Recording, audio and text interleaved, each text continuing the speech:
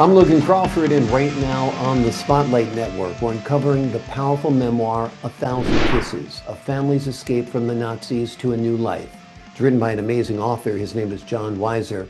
This gripping account follows the harrowing journey of the Weiser family as they navigate love, courage, and resilience while escaping Nazi Vienna. If you're drawn to stories of survival, family, determination, and historical insight, this is a book you must read and a conversation you must watch. We're delighted to have this very talented author join us here today on Spotlight. We thank the team at Bookside Press for helping us put him in the spotlight today. And we ask viewers like you to support authors like him by subscribing to our channel and by purchasing his amazing book. The links are below this interview.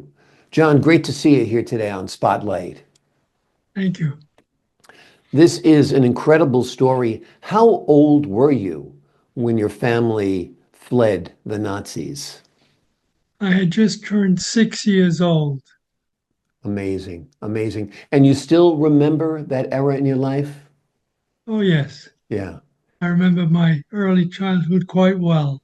yeah, We had yeah. a very large extended family. My mother's family was there.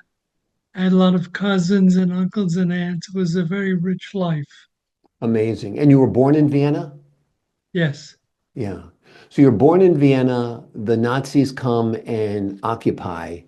And is your family Jewish? Tell us why you were persecuted.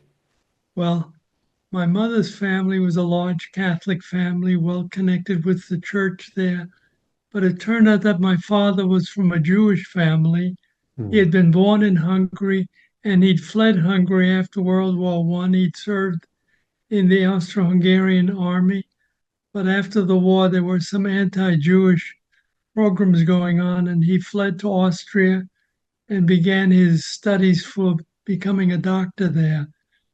Met my mother eventually. They married despite her family's unhappiness about that, but they had a long and happy marriage. Wonderful, wonderful. So how long were you there in Vienna? Tell us a little bit about the escape. I know you were there, you were born, you're 6 years old, you lived there till you're six, and then you fled. But what was the fleeing like? What was it like trying to get out of Vienna at that time? Well, my mother was an Aryan, so she was okay. The Germans accepted her, Mhm. although some of them were unhappy that she'd married a Jewish man. And what precipitated this was a little postcard that arrived in our house, I think in August. Hitler came in March, and in August we received a letter or postcard saying that the authorities had determined that my father was Jewish. So he read that and he realized that was a problem. And soon some of his Jewish friends were being picked up and sent to camps. So he did something pretty daring. He went and he applied for a new passport, and the authorities gave him a new passport. And he guessed correctly that the passport authorities were not aware of the note he had received, that the authorities thought he was Jewish. Because Mm. had the passport authorities known he was Jewish, they would have issued him a special Jewish passport, which would have prevented his leaving. But he got a clean passport, and with that, he took a train to Hungary, where his mother was living, and he joined her there while my mother remained in Vienna trying to get different authorizations to leave, because you needed approval to leave. And then both my parents worked very hard to try to get a visa to go someplace else because they wanted to move somewhere. And the Hungarian people had told my father that he only had a few months. And if he wasn't out in a few months, they would send him back to Germany. Mm. So they were desperately writing letters to various places: England, the United States, Kenya, Hong Kong, any place that they thought there might be a possibility of getting a visa to entry. And all those countries refused. And then finally, sort of by accident, we got a visa to go to Brazil as tourists. Well, that was the only visa they had to go anywhere. So we went to Brazil. And my parents struggled then because as tourists, they were technically not allowed to work. Mhm. But I had to feed me and my sister and the two of them, scrambling around trying to get some money on the edges of people who'd be willing to pay them. And that happened for about 2 years. In the middle of that period, my father met a German man who was building a new factory inland in the uncivilized part of the country. And he and my father met and they chatted. And eventually, the fellow hired my father to become the supervisor of the plant.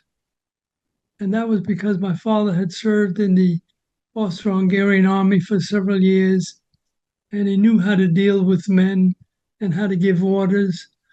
And so he worked there, and we were happily living in this very rustic place with houses made out of mud and sticks and relatively uneducated people.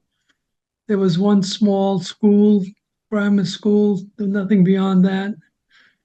And we lived there for about a year and a half until finally another German came to work at the factory and he convinced the owner to fire my father because of my father's Jewish connection.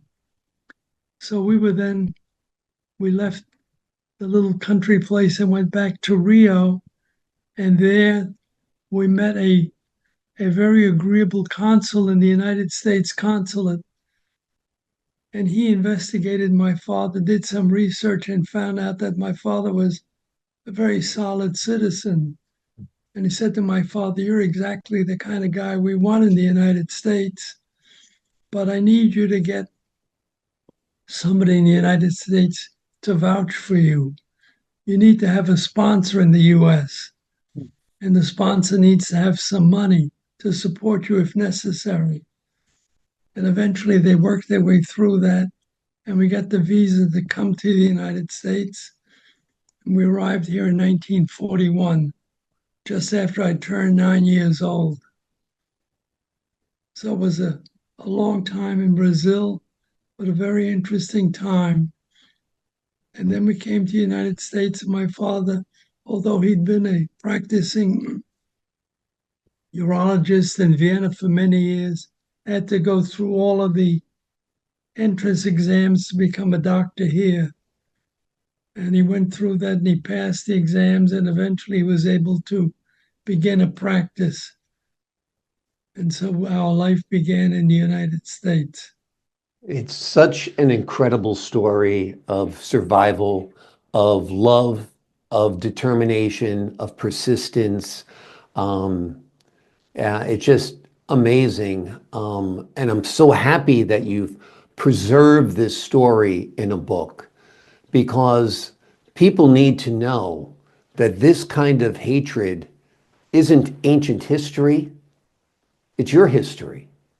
You know, you lived through this.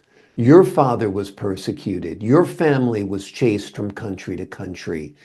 And it must have, what was it like arriving in the United States? Did it feel like you'd been delivered? Well, there was certainly a great weight off my parents' shoulders. My father knew he would have to go through the entrance exam and the other issues on becoming a doctor, but at least he knew there was the possibility of being able to earn a living and to support his family. My mother was very happy that finally she was someplace where her husband could earn a living and they could live a normal life. Yeah. My sister and I were too young to appreciate it, but we could see the relief in my parents' faces and the happiness and all the other passengers on the ship as we arrived in New York. Amazing. How long did you spend in New York? Were you raised in New York from that point? Yes, I lived in New York really for most of my life after that until about 1980 when I accepted a position in San Francisco with a very interesting company that brought me from New York to the West Coast. Hmm. Really very grateful to my wife for allowing me to do that because we had a large family. We had 8 children. Wow. And she had a large family herself. She was one of seven siblings. So all of her family was in New York, and she was willing to leave them and move with me to California because Yeah. she knew it was a better opportunity for me. Yeah. So That's very what generous family is of her. about. It's about love and sacrifice. Your parents proved it, your wife has proved it, and I'm sure you have proved it as well. When your family arrived in New York, did they raise you in New York from that point? Were you in New York City? Were you in Manhattan or Queens or Brooklyn? Tell us a little bit about life growing up in New York City. Well, we were very fortunate.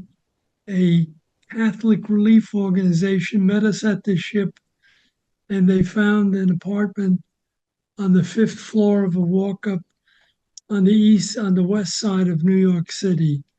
Mm. It was a half a block from public school, so we moved into that apartment. And then I went to the public school down the street.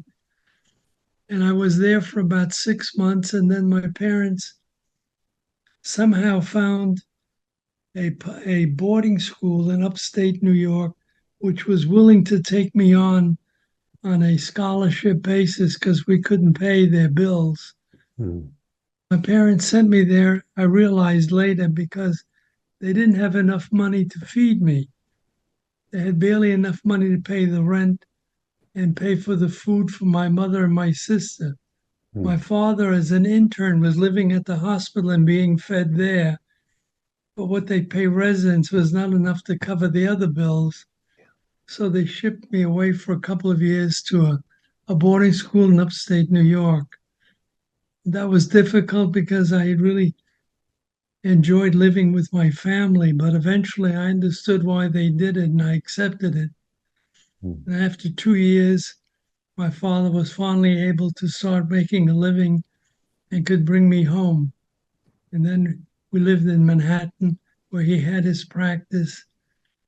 And I lived in Manhattan until I went to college. And then I was in the Navy for a number of years.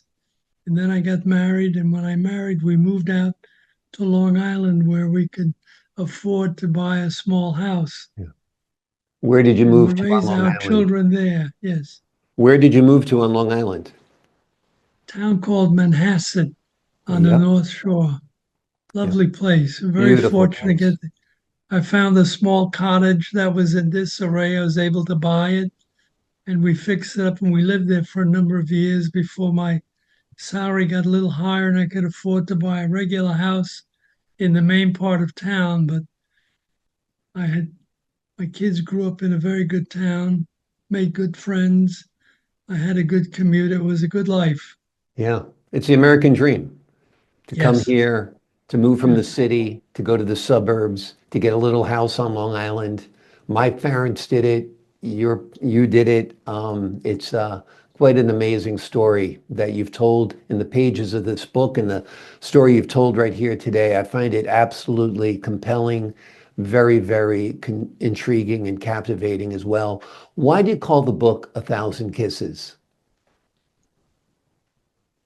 When my father first moved to Hungary to escape the Nazis, my mother remained in Vienna.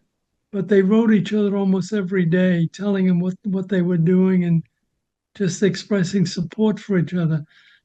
And my father always signed his letters with 1,000 kisses. So after I read that a few times, I'd never seen it before. I found the letters, and seemed to be really a wonderful title to express, to capture the love they had for each other and the support they provided each other during some very difficult times. You've done some great work in preserving their story and your family's story on a personal level, but also on a cultural, historical level as well. It's told in such human terms. I think it is so moving. Have you ever envisioned this as a film? Not really, Yeah. but if someone said they wanted to make a film of it, I'd certainly support the idea. Exactly. You wouldn't object. It would be a beautiful movie. It's a beautiful book. It's a wonderful story. It is called A Thousand Kisses, A Family's Escape from the Nazis to a New Life. It's written by John Weiser. It is a gripping account that follows the harrowing journey of the Weiser family as they navigate love, courage, and resilience while escaping Nazi Vienna. It's an unbelievable read. It's as powerful as the conversation you just heard because the man who just told you it is as articulate as a writer as he is eloquent as a speaker. John, thank you so much for joining me here today on Spotlight. Thank you very much, Logan. Great I, pleasure. my pleasure. Great having you on the show. To the folks at home, I'm Logan Crawford, thanking you for your time this time. Until next time on Spotlight.